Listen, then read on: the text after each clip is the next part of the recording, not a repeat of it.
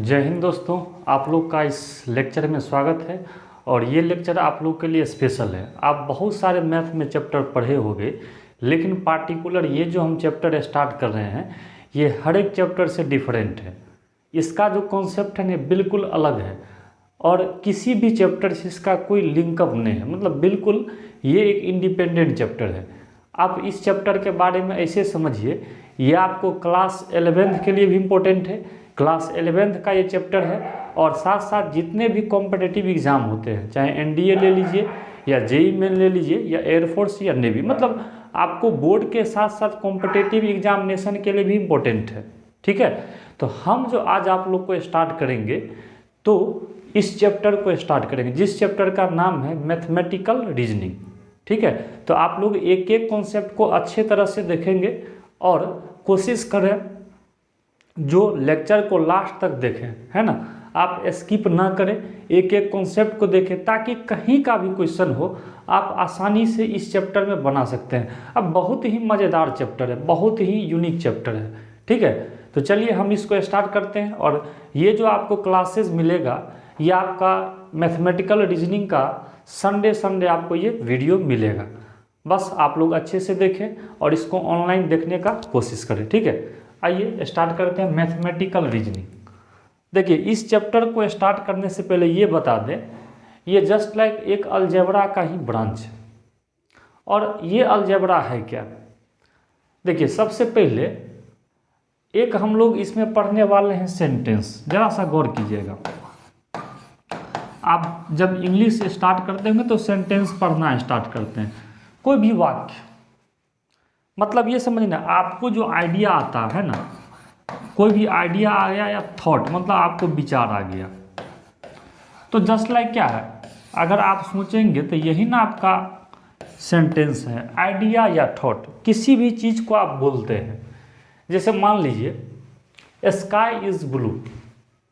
ठीक है, sky is blue, या बोलते हैं 2 + 2 = 4। ठीक है, तो कोई भी चीज़ आप जब बोलते हैं, हो सकता है अच्छा कोई बच्चा तो ये भी कह सकता है 2 + 3 = 4। देखिए, उसको जानकारी नहीं है सही है कि गलत है। मतलब आपको जो आइडिया आ गया या जो आपको थॉट आ गया, जो आपके दिमाग में विचार आ गया, आप सीधे उसको बोल दिए। ये नहीं देखे जो ये गलत होगा या सही होगा, आपके मन में आया और आपने उसे बोल दिया। जस्ट लाइक वही तो भैया सेंटेंस है। उसी को तो आप लोग क्या बोलते हैं, सेंटेंस।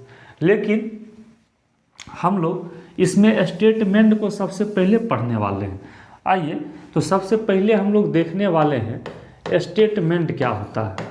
सेंटेंस तो समझ गए, सेंटेंस को तो लिखाने का कोई ज़रूरी है नहीं। मतलब आइडिया या थॉट, कोई भी चीज़ आप बोले वो जस्ट लाइक सेंटेंस की तरह बिहेव करेगा। तो हम लोग स्टार्ट करते हैं स्टेटमेंट। स्टेटमेंट देखो, मैथमेटिकल रीजनिंग का जो स्टार्ट होता है चैप्टर का, ये यहीं से स्टार्ट होता है। तो आखिर स्टेटमेंट है क्या? तो लिखते हैं if a sentence is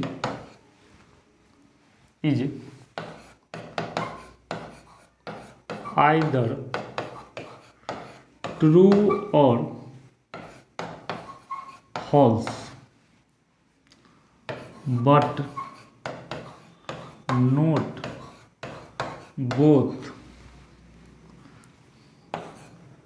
is called statement। जरा सा गौर से देखिएगा, हम लोग सबसे पहले आज इसको सीखने वाले हैं स्टेटमेंट है क्या। What is statement? देखो, सेंटेंस में स्टेटमेंट में अंतर है।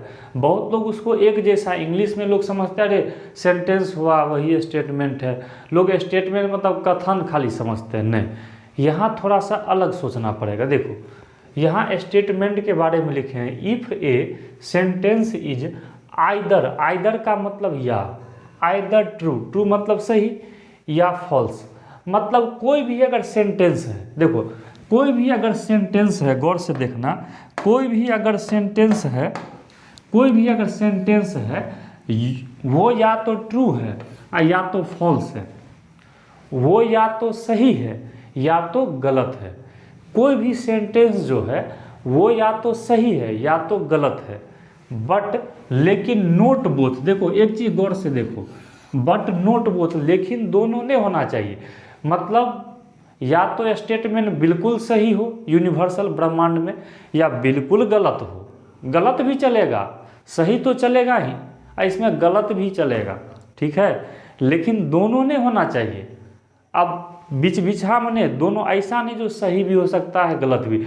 जब आपके मन में ये थॉट आ गया जो कोई सेंटेंस सही भी हो सकता है या गलत भी हो सकता है, तो आप उसको स्टेटमेंट नहीं कहोगे।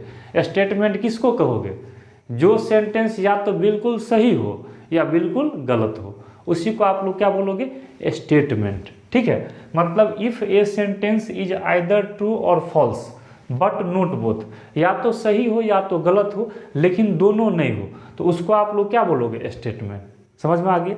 चलिए, अब आपको ये हम बताना चाहते हैं, एग्जाम्पल से इसको क्लियर करेंगे। जैसे मान लीजिए हम एक छोटा सा आपको एग्जाम्पल देते हैं,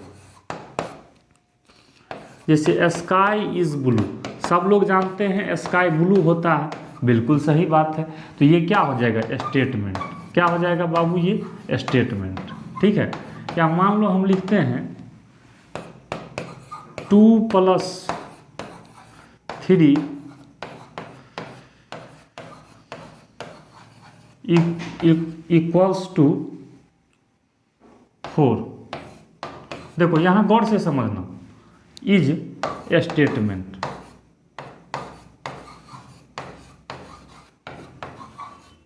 गौर से देखो, पहला क्या लिखे? स्काई इज ब्लू, स्काई नीला, आसमान नीला, ये तो सब जानते हैं, बिल्कुल सही बात है। तो आप लोग उस जानते हैं ना जो सही है, स्काई ब्लू होता है, ये तो सब लोग जानते हैं ना सही है, तो उसको हम लोग स्टेटमेंट बोल देंगे।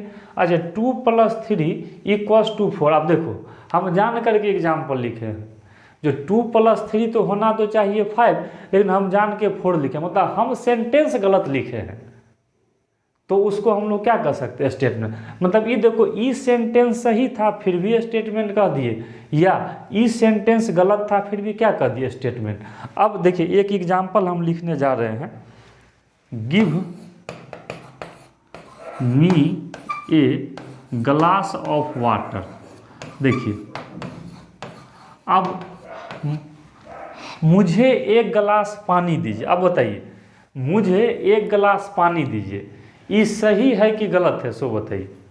अब सोचिए तो, मुझे एक गिलास पानी दीजिए, तो हो सकता है पानी दिया भी होगा, या हो सकता है पानी नहीं भी दिया होगा। देखो दोनों चीज़ है।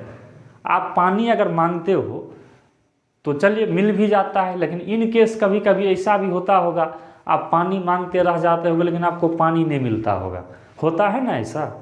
तो इसका मतलब यहाँ मन में दोनों चीज़ हो सकता है। अरे हो सकता है पानी मिला होगा, या हो सकता है नहीं भी दिया होगा, तो यहाँ दोनों चीज़ पॉसिबिलिटी है। इसका मतलब ये जो है स्टेटमेंट नहीं होगा। लिख देते हैं इज नोट स्टेटमेंट। मतलब देखो यहाँ दोनों आपके दिमाग में आ गया है ना, इसलिए ये जो है आपका क्या होगा? स्टेटमेंट नहीं होगा। बात समझ रहे हैं?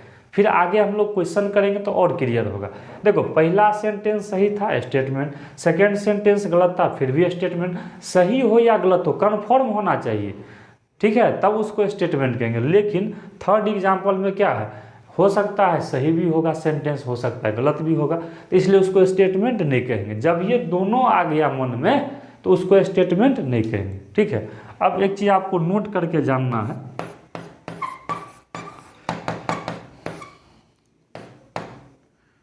T is called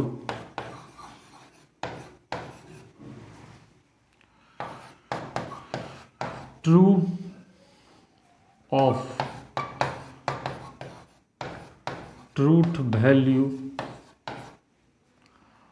of statement. चलिए इसको मैं समझाता हूँ, है ना, आपको एक एक पॉइंट को मैं एक्सप्लेन करने वाला हूँ। और यहाँ लिखता हूँ मैं F is called false of truth value of statement. जरा सा गौर से देखना, है ना। तो अभी तुम लोग बोला स्टेटमेंट में हो सकता है या तो सेंटेंस सही हो या तो सेंटेंस गलत हो, कोई एक ही चीज़ होना चाहिए, या तो सही होगा या तो गलत होगा, दोनों लेकिन नहीं होगा। नोट में ये लिखे है T is called truth value T is called true of truth value of statement. तो देखो टी जो है ना, टी इसको ऑफ के जगह मैं जो है ना इससे थोड़ा सा मैं एक्सटेंड कर दूँ, इसे 4 लिख देता हूँ, है ना, इसे भी मैं क्या लिख देता हूँ 4। T is called true for truth value of statement, मतलब कोई स्टेटमेंट ट्रू है तो उसके लिए ट्रूथ वैल्यू कहेगा ना, तो उसके लिए हम लोग टी ले सकते हैं। टी का मतलब इसे भी ट्रू होता है। तो कोई स्टेटमेंट मतलब कोई सेंटेंस अगर देखना सही है तो टी ले लेना, ट्रूथ वैल्यू मतलब टी सही है, और वही अगर गलत होगा तो क्या ले लेना, एफ ले लेना। टी लेंगे हम लोग ट्रू के लिए और एफ किसके लिए लेंगे, कहने का मतलब टी लेंगे ट्रू के लिए और एफ किसके लिए लेंगे, फॉल्स के लिए। ठीक है, तो चलिए क्वेश्चन से सारा कॉन्सेप्ट आपका क्लियर करेंगे। आइए इस पे कुछ प्रॉब्लम्स को देखते हैं, और आप लोग वीडियो रोक करके आप इसका कॉपी नोट्स भी बनाते चले। ऐसा नहीं केवल वीडियो देख लिए सोने, आप आराम से पॉज करके और उसे कॉपी में राइट डाउन करते चलें। ठीक है, फिर अपना प्ले करके आगे देखते चलें। आइए आप इस पे कुछ क्वेश्चन देखते हैं। चलिए आइए इस पे कुछ मैं प्रॉब्लम्स आपको करवाने जा रहा हूँ। अब कुछ क्वेश्चंस को हम लोग देखते हैं।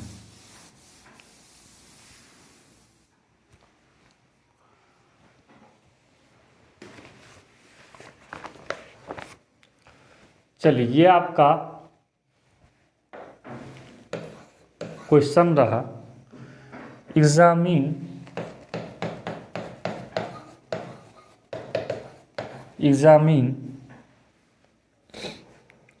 which of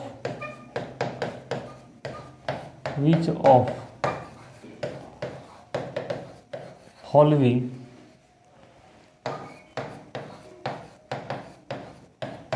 sentence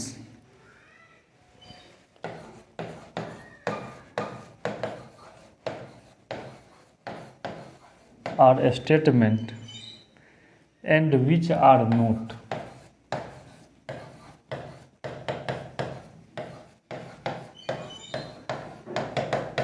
ठीक है, फर्स्ट में मैं लिखने जा रहा हूँ new Delhi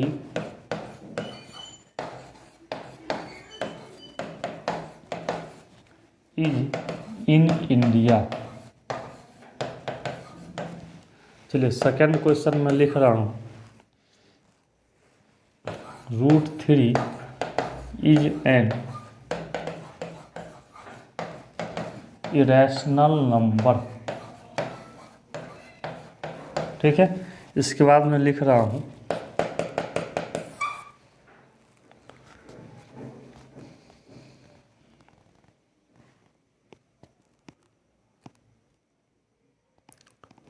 A triangle has 4 sides.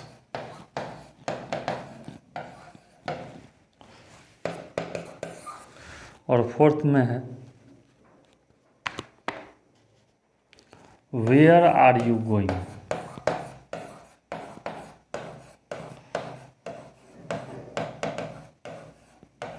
चलिए आइए सारे बच्चे ध्यान देंगे। आइए हम लोग चैप्टर को स्टार्ट करते हैं। ठीक है, चलिए तो ये क्वेश्चन पहले पढ़ लीजिए। Examine which of following sentence are statement and which are not. कहता है कौन सा सेंटेंस जो है वो स्टेटमेंट होगा और कौन सा सेंटेंस स्टेटमेंट नहीं होगा। तो अभी आप पढ़े थे अगर कोई सेंटेंस या तो सही है या तो गलत है तभी स्टेटमेंट होगा, और दोनों में रहेगा तो नहीं होगा। चलिए हम लोग आंसर को मैच करते। देखिए सॉल्यूशन नंबर फर्स्ट, पहला की बात करें तो new Delhi is in India. तो ये तो सब लोग जानते हैं न्यू दिल्ली इंडिया में ही है। ठीक है, तो कहने का मतलब पहला सेंटेंस सही है तो इसको आप स्टेटमेंट कह सकते हैं। पता करना है कौन स्टेटमेंट होगा, तो पहला का स्टेटमेंट हो जाएगा। सेकेंड में पढ़िए √3 इज़ एन इरेशनल नंबर। जी हाँ, इरेशनल नंबर मतलब अपरिमेय संख्या, सब लोग जानते हैं √3 अपरिमेय संख्या होता है। बिल्कुल सही सेंटेंस है, तो इसे भी हम लोग क्या कह सकते हैं, स्टेटमेंट कह सकते हैं। देखो थर्ड नंबर की अगर बात करें तो थर्ड नंबर आपका है ए ट्रायंगल हैज 4 साइड। बताइए ट्रेंगल मतलब त्रिभुज, तो त्रिभुज में तो 3 ही साइड होता है, बट ये बोल रहा है 4 साइड होता है। बताइए किसी ट्रेंगल का 4 साइड होगा? नहीं होगा। तो इस सेंटेंस तीसरा वाला जो सेंटेंस है ये गलत है। आपको पता है ना जो ट्रेंगल में 3 ही साइड होता है, लेकिन ये जान करके कहता है 4 साइड होगा, तो ये सेंटेंस गलत है, बिल्कुल कन्फर्म है। तो इसको भी हम लोग क्या कर सकते हैं? स्टेटमेंट। इसको भी क्या कर सकते हैं? स्टेटमेंट। जी हाँ। और फोर्थ पे आते हैं, वेयर आर यू गोइंग? तुम कहाँ जा रहे हो? अब देखो, तुम कहाँ जा रहे हो, क्वेश्चन मार्क है ना, क्वेश्चन मार्क है। तो क्या, तो इसमें ये बताइए, कोई कह सकता है जो ये सही है कि गलत है? हो सकता है जा रहा होगा या नहीं भी जाएगा, तो दोनों चीज़ इसमें पॉसिबल है। देखिए इसके बारे में कोई कन्फर्म नहीं बता सकता, वेयर आर यू गोइंग, आप कहाँ जा रहे हैं। तो कहने का मतलब यहाँ दोनों चीज़ हो सकता है, सही भी हो या गलत भी हो। तो मीन्स इसको जो है सेंटेंस तो है बट ये स्टेटमेंट नहीं होगा। तो फोर्थ में हम कह सकते हैं ये जो है आपका क्या होगा? Note statement. ये आपका क्या होगा? Note statement. समझ में आया? क्योंकि फोर्थ में आप क्लियर नहीं कर सकते हैं ये सही है या गलत है। ओके, हो सकता है दोनों होगा, इसलिए ये स्टेटमेंट नहीं होगा। आइए अब हम लोग नेक्स्ट क्वेश्चन पे बढ़ते हैं। ठीक है, चलिए।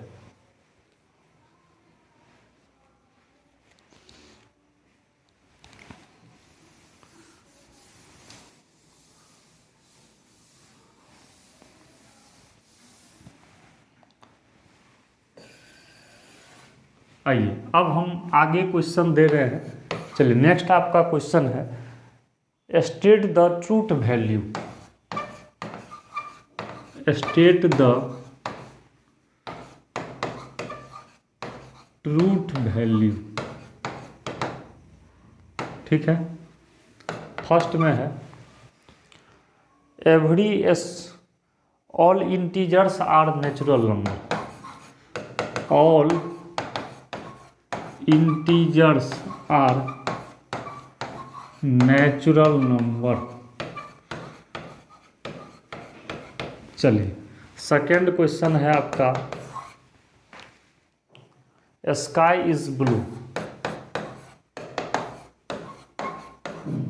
चलिए आपका थर्ड क्वेश्चन है, 17 इज ए प्राइम नंबर।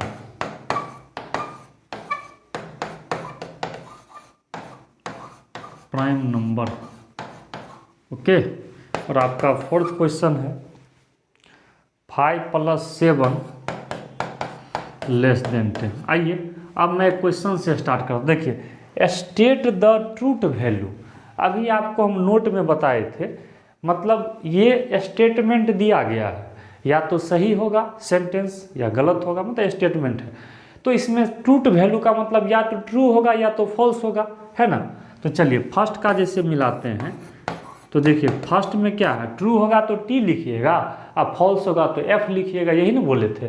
तो पहला में all integers are natural number. देखिए कहता है हर एक इंटीजर नेचुरल नंबर है। सोचो तो इंटीजर में तो माइनस में भी आता है, तो क्या माइनस वाला कभी नेचुरल होगा? नहीं ना होगा। तो पहला का तो गलत हो गया, तो इसको एफ लिख लेंगे। पहला का क्या हो जाएगा? एफ। सेकेंड में देखिए स्काई इज ब्लू, ये तो सही बात है, आसमान नीला होता है, सही है। सेकेंड आपका ट्रू हो जाएगा, है ना, जो सही है उसको ट्रू, गलत है तो false. 17 is a prime number, हाँ 17 एक प्राइम नंबर, अभाज्य संख्या है, बिल्कुल सही बात है। और चौथा में अगर बात करें तो 5 + 7 होगा 12, तो 12 < 10। क्या 12 10 से छोटा नहीं ना होगा? 12 तो बड़ा ना होगा, तो चौथा का भी क्या आ जाएगा? फॉल्स। मतलब समझ रहे हैं, सही होगा तो ट्रू लिखेंगे, और गलत, जैसे गलत था तो क्या लिख दिए? फॉल्स। क्योंकि 12 10 से बड़ा ना होगा, ये कहता है छोटा है, तो लिख दिए एफ। एफ मतलब क्या? फॉल्स। टी मतलब ट्रू। चलिए अब आगे बढ़ते हैं।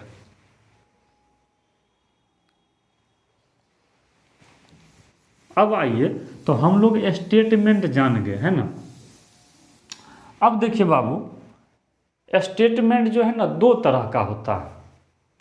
स्टेटमेंट दो तरह का, एक होता है सिंपल स्टेटमेंट और एक होता है कंपाउंड स्टेटमेंट। ठीक है, तो चलिए अब हम लोग लिखते हैं। सबसे पहले इसके हम लोग टाइप्स को जानते हैं। ठीक है, चलिए तो मैं हेडिंग देता हूँ सिंपल स्टेटमेंट। देखिए सिंपल स्टेटमेंट क्या होता है, अगर सिर्फ एक स्टेटमेंट होगा, गौर से सुनना, केवल एक स्टेटमेंट होगा तो उसको हम लोग सिंपल स्टेटमेंट कहते हैं। तो लिखते हैं इट कॉन्टेन, कॉन्टेन मतलब शामिल होना, it contains only one statement. देखिए जिसमें केवल एक स्टेटमेंट होगा ना वो आपको कहलाएगा सिंपल स्टेटमेंट। जैसे एग्जाम्पल में लिखते हैं स्काई इज ब्लू, है ना, केवल एक ही स्टेटमेंट है तो इसको हम लोग कह देंगे सिंपल स्टेटमेंट। और एक बाबू होता है कंपाउंड स्टेटमेंट, कंपाउंड, है ना, कंपाउंड स्टेटमेंट। लिखते हैं इट कॉन्टेन्स टू और मोर स्टेटमेंट,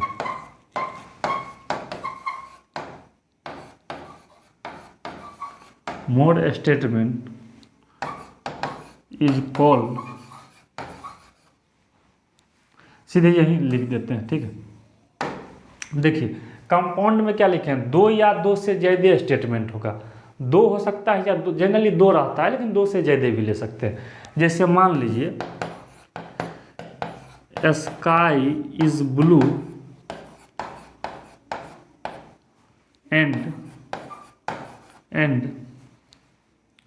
एंड लिखते हैं एंड 5 इज ग्रेटर देन 3। देखिए इसमें गौर से आप लोग देखिएगा, देखो ऊपर वाला में तो केवल, देखो गौर से, ऊपर वाला में तो केवल एक ही स्टेटमेंट है तो उसको हम लोग क्या कर देंगे बाबू, सिंपल स्टेटमेंट। क्या कर देंगे, सिंपल, केवल एक स्टेटमेंट होगा तो सिंपल स्टेटमेंट।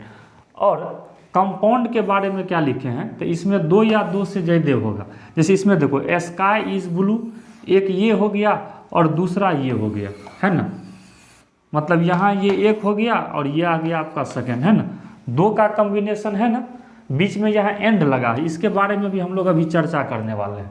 तो कंपाउंड कैसे पकड़ोगे, किसी क्वेश्चन में देखना जो अगर दो स्टेटमेंट को जोड़ा हुआ है ना, मतलब जिसमें दो, जिस क्वेश्चन में देखना दो स्टेटमेंट शामिल रहेगा उसको कौन स्टेटमेंट, कंपाउंड स्टेटमेंट।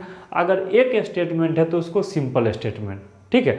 तो अब आपके मन में होगा सर ये जो कंपाउंड में तो दो कम से कम मस्ट है, तो इसके बीच में एंड होगा कि और होगा, आखिर क्या होगा। तो ये अब हम आपको बताने वाले हैं जो कंपाउंड स्टेटमेंट को कैसे हम लोग जोड़ेंगे, कैसे उसको कनेक्ट करेंगे, है ना। चलिए तो अब हम लोग आगे बढ़ते हैं। तो ये दोनों आपको समझ में आ गया, चलिए अब थ्योरी को आगे बढ़ाते हैं।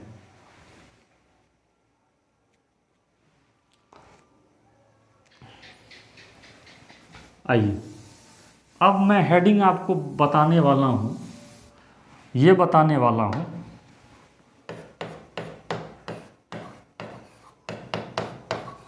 लॉजिकल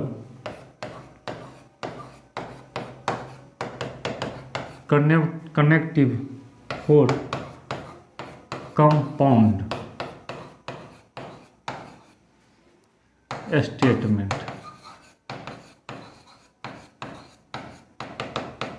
देखिए लॉजिकल कनेक्टिव कहने का मतलब मैं यहाँ पर एक चीज़ आपको बताने वाला हूँ, कैसे हम लोग दो स्टेटमेंट को कैसे कनेक्ट करेंगे, कैसे जोड़ेंगे, उसका कुछ वर्ड है, इसको ज़रा सा देखिएगा, ठीक है। मैं कुछ बताने जा रहा हूँ तो मैं इधर लिखता हूँ लॉजिकल कनेक्टिव, ठीक है। इसके बाद लॉजिकल कनेक्टिव में यहाँ वर्ड लिख देता हूँ और थोड़ा सा बढ़िया रहेगा, ठीक है। इसके बाद मैं लिखता हूँ यहाँ पे सिंबल है, क्या है बाबू, सिंबल, ये है सिंबल मतलब चिन्ह हो गया। और यहाँ पे जो आपको बनेगा वो मैं लिखने जा रहा हूँ कंपाउंड स्टेटमेंट, यहाँ पे मैं लिखने जा रहा हूँ कंपाउंड स्टेटमेंट। समझिएगा, इसको ज़रा सा अच्छे से समझना है ठीक है। तो सबसे पहले मैं स्टार्ट करता हूँ एंड से, है ना। पहले किससे स्टार्ट करता हूँ? एंड से। A and D capital letter ही ले रहे हैं, ठीक है। एंड, देखिए एंड, एंड का सिंबल क्या है? अब जरा सा याद रखना पड़ेगा भैया। एंड का सिंबल ये है, इस तरह से। ये किसका सिंबल है? एंड का। ऐसे ऊपर के तरफ होगा ट्रायंगल के तरह, तो ये किसका सिंबल होगा? एंड का। अब देखिए इसको कहेंगे क्या? इसको कहते हैं कंजंक्शन। क्या कहते हैं? कंजंक्शन। क्या बोलते हैं? कंजंक्शन। क्या बोलते हैं? कंजंक्शन। Conjunction, conjunction. चलिए, एक होता है बाबू और। क्या होता है? और पहले लिखते हैं फिर समझाएंगे। और का ये होता है, इसको बोलते हैं डिसजंक्शन। डिसजंक्शन, डिसजंक्शन, ठीक है। चलिए, अगला होता है इफ देन, ठीक है। इसको दो तरह से, या तो ऐसे भी करते हैं या कहीं कहीं ऐसे डबल एरो भी चलता है, तीर वाला, तीर वाला है। तो इसको कहते हैं कंडीशनल। क्या बोलते हैं? कंडीशनल, कंडीशनल, ठीक है। और एक होता है यहाँ से, एक और है if and only if. If and only if, है ना। इसका सिंबल दोनों साइड होता है, इसी में दोनों साइड एरो दे दी। इसको कहते हैं बाबू बाय कंडीशनल। Bye conditional. देखो, तो कंपाउंड स्टेटमेंट में ये 4 गो कनेक्टिव वर्ड है। मतलब क्या? जोड़ने का एक सिंबल लिया गया है, एक वर्ड लिया गया। आप कैसे दो स्टेटमेंट को जोड़ोगे, कैसे कंपाउंड स्टेटमेंट को दर्शाओगे? तो उसके लिए 4 गो कनेक्टिव वर्ड है, सिर्फ 4 ही है। इसको याद कर दो, समझ भी लो। सबसे पहले एंड है, तो एंड का सिंबल इस तरह से होगा। इसको कंपाउंड स्टेटमेंट जो बनेगा, तो एंड को हम बोलते हैं कंजंक्शन। क्या बोलते हैं? Conjunction, conjunction. और रहेगा तो और को क्या बोलोगे? डिसजंक्शन। इसका सिंबल जस्ट एंड का उल्टा और का होता है, इसको डिसजंक्शन। और ये है इफ डॉट डॉट देन, ऐसे समझो। एंड और तो सब जाते हो, एंड का मतलब और मतलब या। अच्छा, इफ डॉट डॉट देन, इस ऐसे सोचो ना। अगर मैं प्रधानमंत्री रहता तो सभी बच्चे को मैं रोजगार दे देता। सुनना क्या बोल रहे हैं?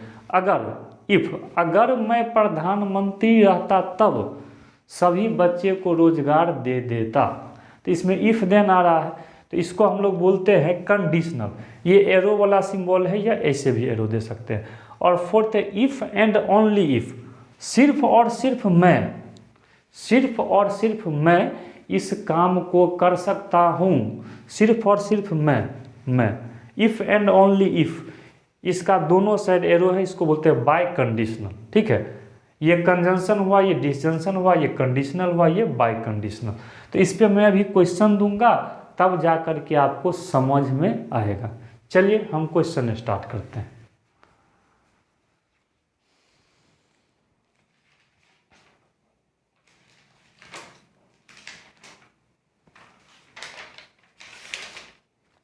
आइए, चलिए अब क्वेश्चन से हम लोग इसको क्लियर करने वाले हैं। ये जो कंपाउंड स्टेटमेंट का कनेक्टिव वर्ड है, चलिए मैं छोटा छोटा कुछ क्वेश्चन करवाता हूँ। आइए, बस एक क्वेश्चन करवा दूंगा तो आप पकड़ लोगे, है ना। एक क्वेश्चन ही गौर से देखना। राइट डाउन, क्योंकि क्वेश्चंस ज़्यादा हैं। Right down the conjunction and disjunction.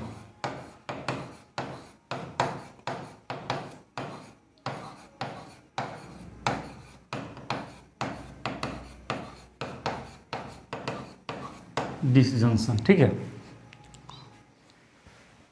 P है Jack went up the hill. Jack went up the हिल,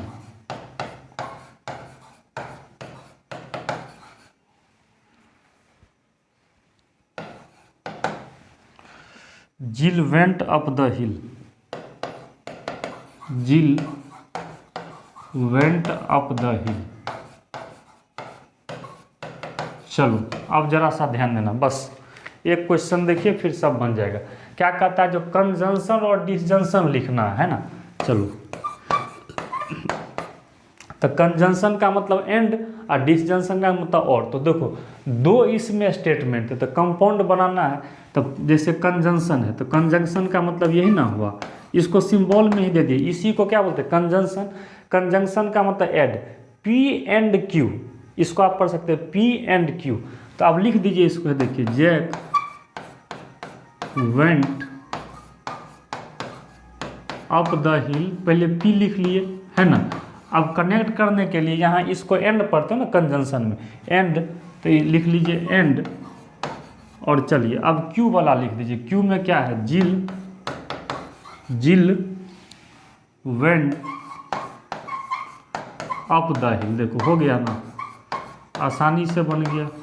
देखो क्या किए, पहले P को लिख लिए, इसके बदला में एंड ले लिया, फिर Q को लिख लिया, जस का तस देख के उतार लिए। इसको क्या बोलते हैं, कंजंक्शन।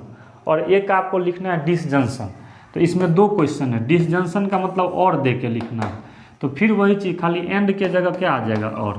तो ये क्या हो जाएगा, Jack went up the hill and Jill went up the hill. Sorry, and के जगह यहाँ पे और लेना होगा है ना, क्योंकि ये देखो ये डिसजंक्शन है, तो वहाँ और लोगे ना, जिल वेंट अप द हिल, और लेना है ना डिसजंक्शन में। दोनों में एंड लेंगे तो कैसे काम चलेगा। ये डिसजंक्शन है, डिसजंक्शन के लिए क्या लेना है और। देखो गौर से, मतलब ये कहे कंजंक्शन था तो यहाँ एंड लिए, और यहाँ डिसजंक्शन था तो यहाँ पे क्या ले लिए, और ले लिए। इस तरह से दो को सिंपल स्टेटमेंट को जोड़ दिए तो क्या हो गया, कंपाउंड स्टेटमेंट। इसमें कंजंक्शन है, इसमें क्या है, डिसजंक्शन है। चलिए अब हम लोग आगे बढ़ते हैं।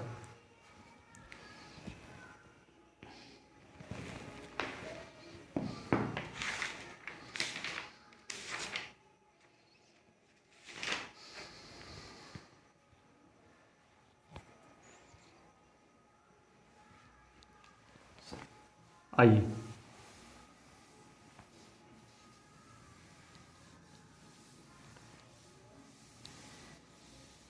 देखो अब एक हम बहुत इंपॉर्टेंट चीज़ पढ़ाने वाले हैं, इसका नाम है बाबू negation.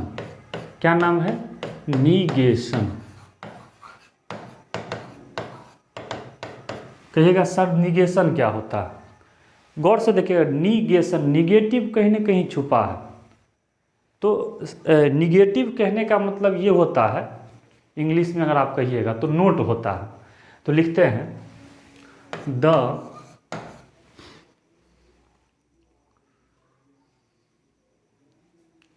Note of A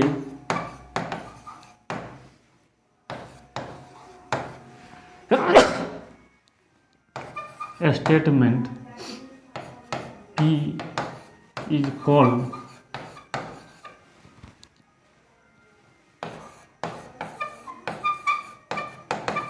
negation।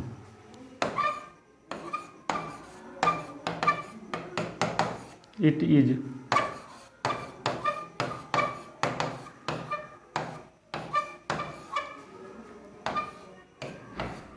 देखिए क्या लिखे हैं, the note of A statement. किसी स्टेटमेंट का जो नोट लगा दीजिएगा, नोट मतलब नहीं, P कोई स्टेटमेंट है तो P का जो नोट लगा दीजिएगा उसी को निगेशन कहते हैं। और निगेशन का ये सिंबल, मतलब ये इसको नोट पढ़ते हैं। देखो इसको क्या पढ़ते हैं, नोट, मतलब नोट P। इसका मतलब कहने का मतलब क्या हुआ, ये क्या है, नोट P, मतलब P नहीं लेना। बात समझ रहे हैं। चलिए एग्जाम्पल से क्लियर होगा। एक छोटा सा मैं एग्जाम्पल लिखता हूँ, जरा से इसको समझिएगा। एग्जाम्पल है, चलिए P में दिया है ऑल रेक्टेंगल आर पैरेललोग्राम, है ना।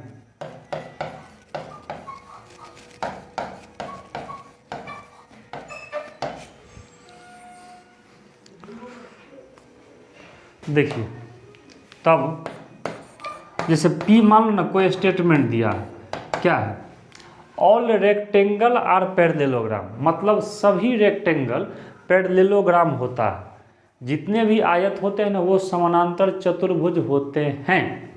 इसी का क्या निकल, निगेशन, निगेशन मतलब नोट P। तो पहले ये नोट लगा दो, मतलब क्या, तुम लोग बचपन में जब ट्रांसलेशन पढ़ता होगा तो निगेटिव सेंटेंस बनाना सीखता होगा। राम इज प्लेइंग तो कहता होगा Ram is not playing, note लगा के बनाता होगा ना, वही चीज़ यहाँ निगेशन है। निगेशन मतलब निगेटिव बोले पहले ही, तो इसको आप कैसे बना सकते हो, तो लिख सकते हो पहले ही नोट लगा दो, not all rectangle are parallelogram, देखो शुरू में ही लगा दिए, not all rectangle are parallelogram. देखो कैसे हम लोग बना सकते हैं, ठीक है। चलो एक तुमको देखना, यहाँ हम 3 तरीका से नोट लगाते हैं। मतलब क्या, ये तो सिंपल है, तुम ये बचपन में ये ओल्ड मॉडल हो गया, पहले ही नोट लगा के बना दिए तो इसका ये निगेशन हो गया। अब 1-2 तरीका और हम सिखाएंगे जो इसी चीज़ को हम एक अलग तरह से लिखना चाहते हैं, ठीक है। चलिए एक तरीका हम और आपको बताते हैं, तो उस तरीका को ज़रा सा ध्यान दीजिएगा। तो उस तरीका में हम लोग कैसे लिखते हैं, देखो ऐसे भी लिख सकते हैं, इट इज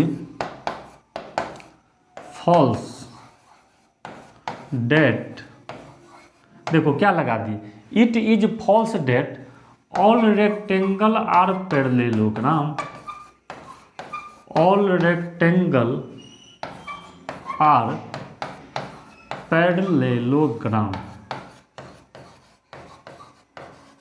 ठीक है। चलो और हम एक तरीका से और बताते हैं, देखो 3 तरह से बताते हैं, फिर हम आपको और क्लियर करेंगे।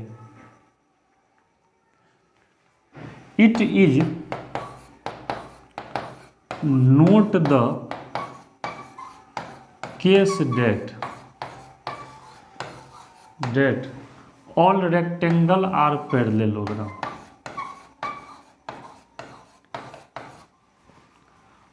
आर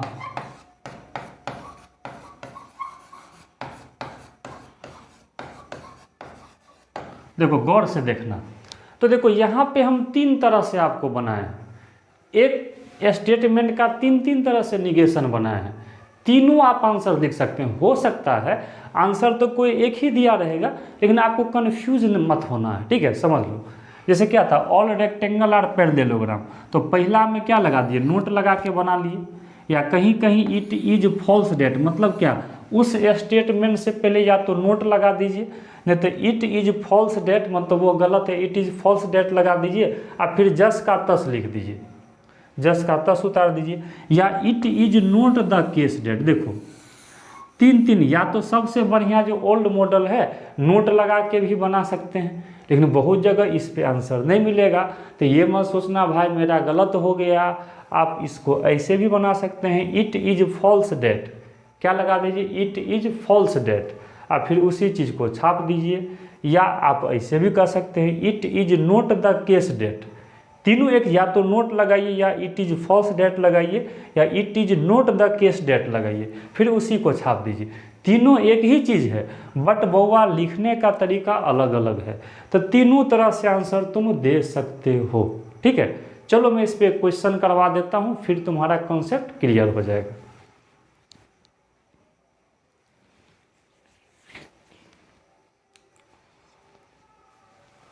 चलिए मैं एक छोटा सा आपके बीच में क्वेश्चन करवाने जा रहा हूँ, इसको तुम लोग ध्यान देना।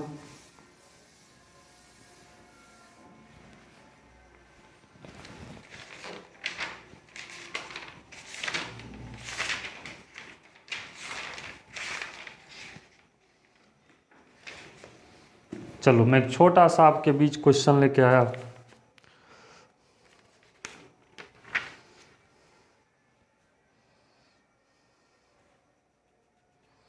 अच्छा, कुछ इसमें मैं ज़रा सा नोट भी बता देता हूँ।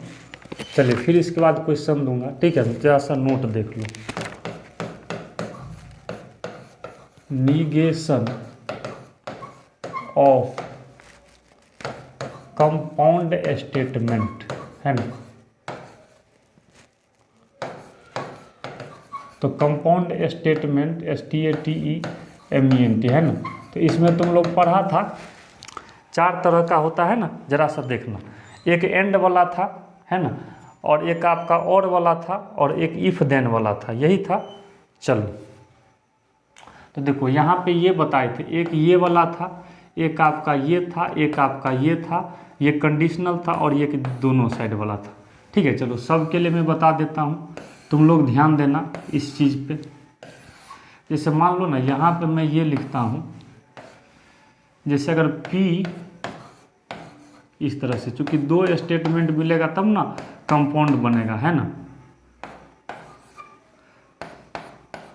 देखिए चारों के लिए मैं बता रहा हूँ, जरा सा गौर से देखना। निगेशन, इसका निगेशन क्या होगा, है ना। निगेशन का मतलब समझो, इसका निगेशन अगर करोगे ना इसका, तो ये जैसे निगेशन का मतलब इससे पहले ये लगा दिए, ठीक है। तो ये होगा क्या,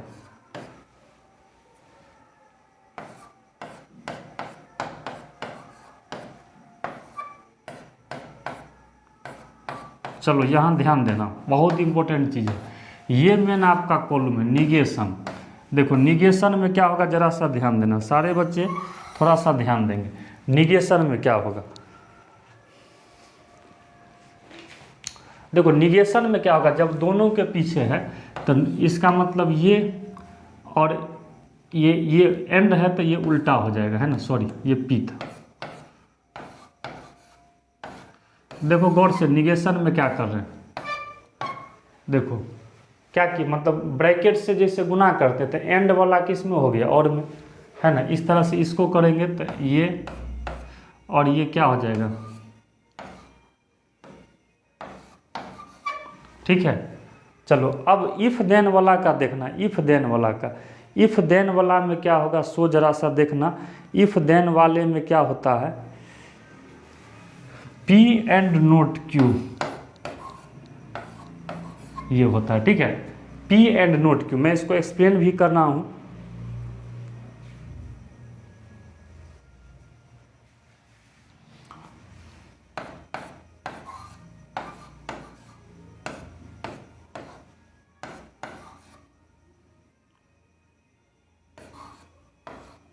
चलिए मैं इसे क्लियर भी कर रहा हूँ, ज़रा सा आप लोग ध्यान देंगे, मैं इसे क्लियर भी कर देता हूँ, ठीक है।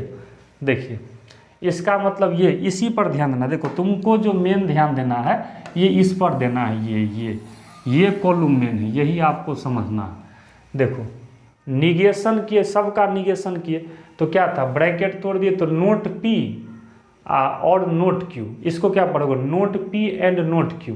अच्छा इफ देन वाला का होगा, उसका निगेशन होगा तो इस स्टेटमेंट को रहने देंगे और एंड, इसमें खाली Q में निगेशन लगा देंगे।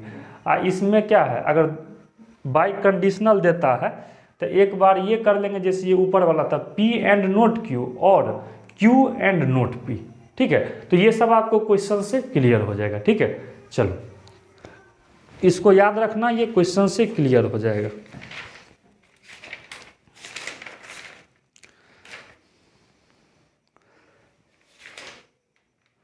चलो मैं एक निगेशन पे छोटा सा क्वेश्चन दे देता हूँ, फिर इसको अच्छे से देख लेना। फिर मैं अगला भी लेक्चर जो दूंगा ना तो मैं इसे और क्लियर कर दूंगा, इसे आप याद कर लेना। चलो मैं एक छोटा सा क्वेश्चन देने जा रहा हूँ। राइट द निगेशन, चलिए निगेशन लिखना।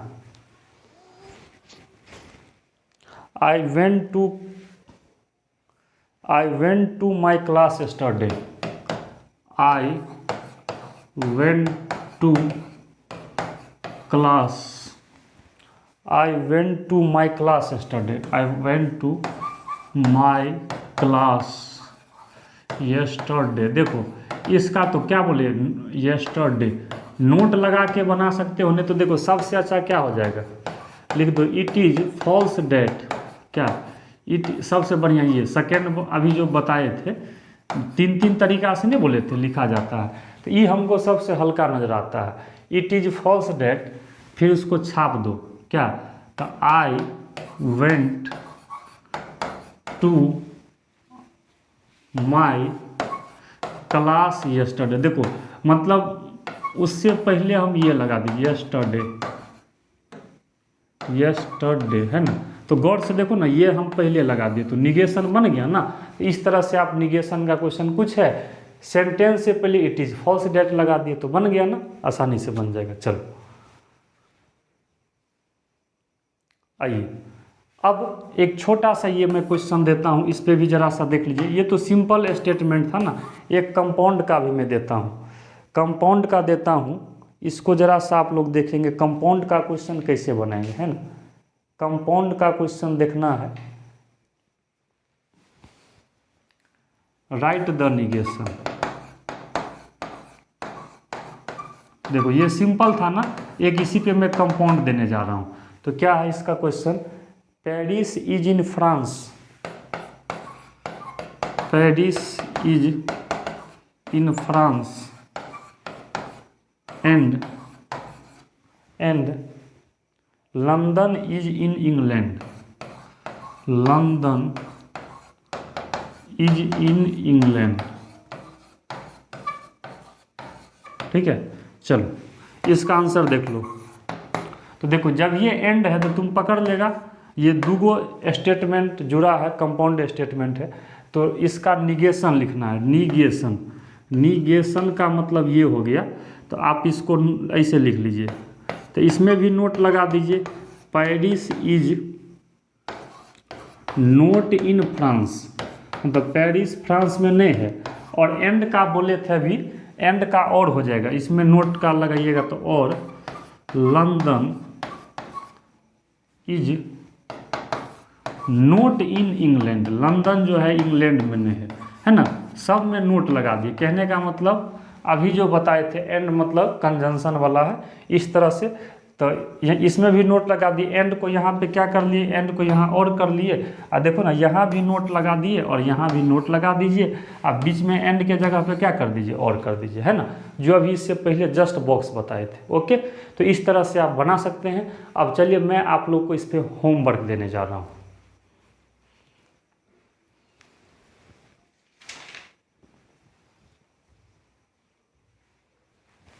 चलिए अब मैं आपको पहले टेक्स्ट बुक में देने जा रहा हूँ, किन्हीं के पास है ना, अगर आपको मैं देने जा रहा हूँ HW, यहाँ से आपको मैं होमवर्क देने जा रहा हूँ। अगर आप केसी सिन्हा बनाते हैं तो केसी सिन्हा में आपके पास एक्सरसाइज होगा 30.1 एंड आपका होगा 30.2। ओके, या जो बच्चे अगर NCERT को फॉलो करते हैं, केवल आप NCERT बनाते हैं तो फिर भी आपको कम से कम 2 चैप्टर बन जाएगा, 14.1 14.2, ये आप आगे भी देख सकते हैं। तो आप इसे बना लें, या जिन बच्चे के पास बुक ना हो, मैं तो ये प्रीफर करूँगा आप केसी सिन्हा ही बनाएं, प्रॉपर इस चैप्टर में मजा आएगा।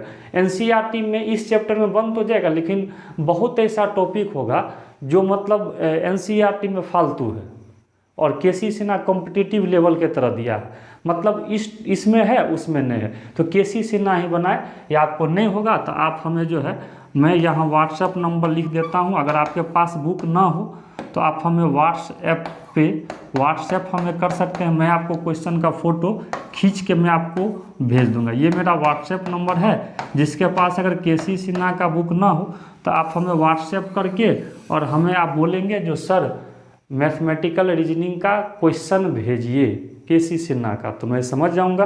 96 61 76 33 11, ये मेरा व्हाट्सएप नंबर है। तो जिसके पास बुक नहीं है तो आप हमें व्हाट्सएप करके और क्वेश्चन हमसे मंगवा लें, ठीक है। तो चलिए आज के लिए यहीं तक, फिर हम लोग मिलेंगे अगले लेक्चर में। मैं आपको 3 लेक्चर में ये चैप्टर पूरा कमांड करवा दूंगा। ओके, चलिए तो आज के लिए यहीं तक, फिर हम लोग आगे मिलते हैं। Thank you.